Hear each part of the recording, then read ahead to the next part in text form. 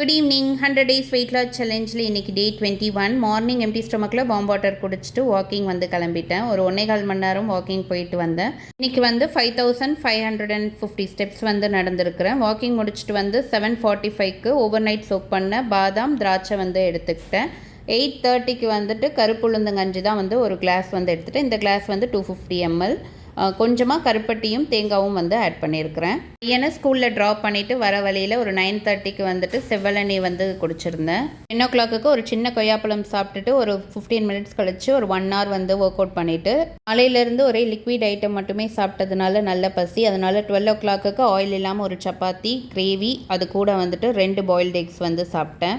3 o'clockக்கு பாசிப்பருப்பு புடலங்காய் போட்டு 200 grams கூட்டு, அது கூட 100 grams பன்னீர் வந்து கொஞ்சமாக ஆயில் விட்டு ஷாலோ ஃப்ரை பண்ணி வந்து சாப்பிட்டேன். ஈவினிங் நல்ல மழை, அதனால சூடாக ஏதாவது சாப்பிடணும் போல இருந்துச்சு. ஒரு சின்ன பீஸ் சாண்ட்விச் வந்து எடுத்துக்கிட்டேன். பன் வீட்டில் பண்ணது தான், ஸோ ப்ரிசர்வேட்டிவ் எதுவும் கிடையாது. இன்றைக்கி டே சூப்பராக ஃபினிஷ் பண்ணியாச்சு. நாளைக்கு பார்க்கலாம்.